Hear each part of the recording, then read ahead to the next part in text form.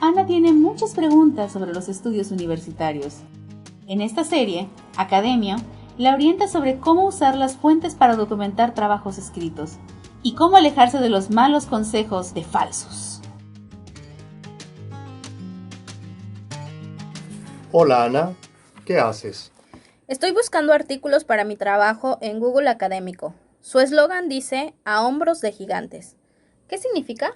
Es una frase que se atribuye a Newton.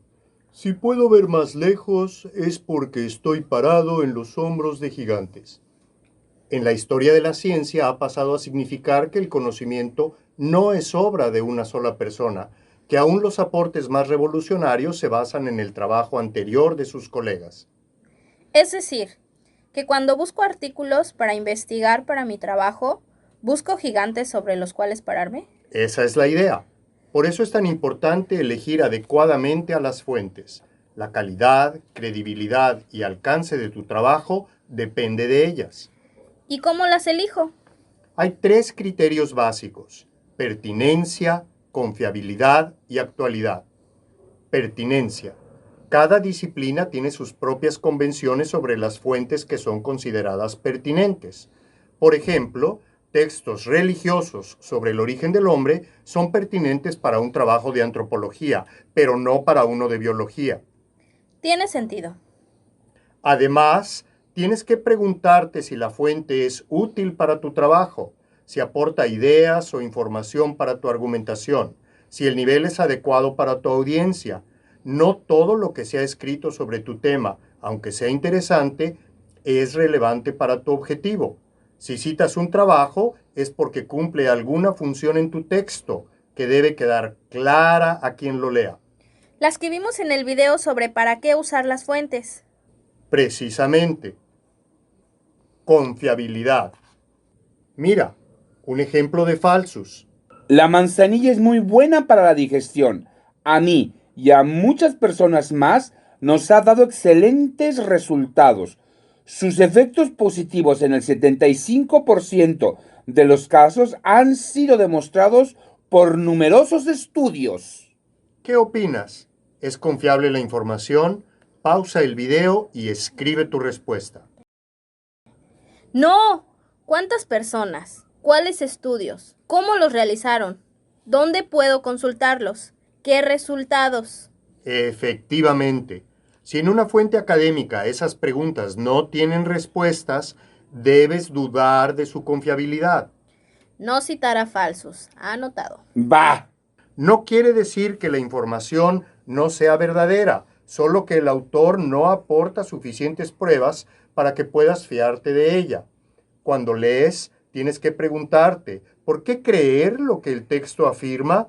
En general, en la comunidad científica, las opiniones personales y la información anecdótica, como la que usó Falsus, no se consideran evidencia suficiente para soportar un argumento. Se espera que las ideas estén sustentadas por razonamientos rigurosos y que, si se presentan datos, la metodología usada para recabarlos y analizarlos esté claramente descrita. Además, las fuentes del trabajo tienen que estar identificadas con referencias completas para que puedas corroborarlas. O sea que cuando escriba, yo también tengo que pensar que quienes me lean van a preguntarse por qué tienen que creerme. Y una de las razones para hacerlo será la confiabilidad de tus fuentes. De ahí su importancia. Tiene que leer todo el artículo para saber si es confiable antes de ver si es pertinente para su trabajo. No va a terminar nunca. No, Falsus. Lo que hay que hacer es conocer los indicadores que te orientan sobre la confiabilidad de la fuente y considerarlos antes de leerlas. Uno de los principales es dónde se publican. Si se trata de artículos científicos, la jerarquía más alta son las revistas indexadas. ¿Cuáles son? Son revistas que, por su calidad, han sido listadas en alguna base de datos de consulta mundial, por lo que sus publicaciones tienen alto impacto. Además, en su mayoría son arbitradas por pares. ¿Y eso? Es el sistema para asegurar la calidad de las publicaciones. El editor, cuando recibe un artículo, lo envía en forma anónima a, al menos, 2 especialistas en el área, quienes leen cuidadosamente el trabajo y evalúan su calidad. Pueden dar 3 tipos de respuesta: recomendar su publicación con modificaciones o rechazar su publicación. Ah, sé que los artículos que publican son confiables porque ya los revisaron y aprobaron expertos. ¿Y cómo los encuentro? Comienza por la biblioteca de tu universidad. Además de al acervo, seguramente te da acceso a bases de datos de revistas especializadas en tu disciplina. También suelen ofrecer cursos sobre cómo consultarlas y puedes buscar en línea en Google Académico, en Cielo, Dialnet, World Wide Science, Journal. No me aceptaron mi artículo. ¿Qué otras fuentes se consideran confiables en función de dónde fueron publicadas? Los libros de editoriales académicas y los informes de los gobiernos y de los organismos internacionales. ¿En qué más me fijo? Me imagino que los autores son importantes. ¿Cuáles son sus credenciales? Si han escrito sobre el tema, si están adscritos a alguna institución académica. ¿Y el alcance del trabajo? ¿Ha sido citado? ¿Por quiénes?